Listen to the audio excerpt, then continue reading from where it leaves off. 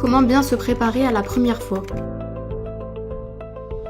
Dans cette vidéo, tu trouveras les conseils pratiques à propos des premières fois, et si tu veux des infos sur l'aspect psychologique et relationnel, tu les trouveras dans une autre vidéo, comment bien se préparer pour la première fois, version psychologique et relationnelle. On commence tout de suite sur une idée reçue, il n'y a pas de bonne manière de faire l'amour. Pas la peine de chercher un tuto, pas la peine de faire une checklist, pas besoin de s'entraîner. Parce que la relation sexuelle se construit dans la relation avec l'autre, elle est unique.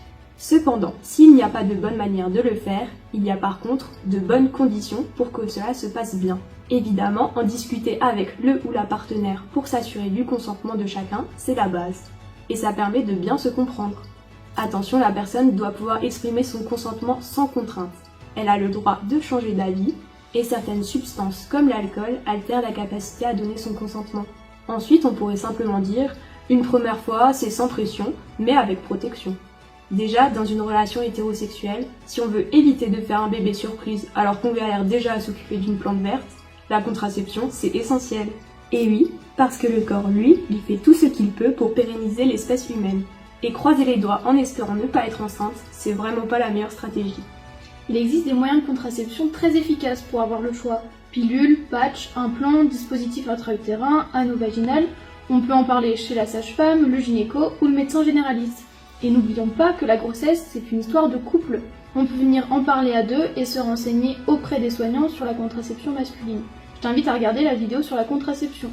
Parlons aussi des infections sexuellement transmissibles. Et là, c'est pour tout le monde. Les « oh, t'as l'air plutôt propre » ou les « je te fais confiance » ne remplacent pas un dépistage médical des IST des deux partenaires. Un pipi dans un bocal, un prélèvement sanguin et hop, c'est fait et tout le monde est tranquille. Et on n'oublie pas notre pote la capote au passage. Bah oui, le préservatif, c'est la seule protection contre les IST. Donc c'est indispensable. Et petit détail important, on le met dès le début, avant tout contact et pour tout type de rapport. Ça tombe bien, c'est gratuit en pharmacie. Et puis tiens, c'est aussi l'occasion de se demander si on l'a bien fait ce fameux vaccin contre le papillomavirus. Contraception, protection contre les IST, une fois paré, reste le lieu. On évite l'endroit où l'on pourrait se faire déranger en plein ébat amoureux. Et comme tout ce qui concerne l'intimité, il est important que ça se passe dans un lieu adéquat. Se sentir en sécurité aide à se détendre et à profiter du moment. Il est bon de savoir à quoi s'attendre.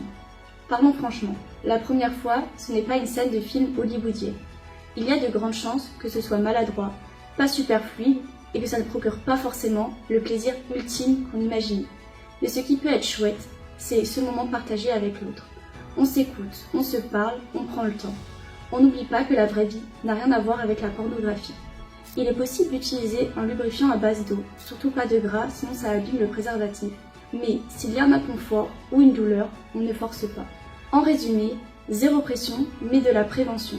Un consentement mutuel, Un spot, sans intrusion surprise. Une contraception bien anticipée. un préservatif, bouclier anti-IST.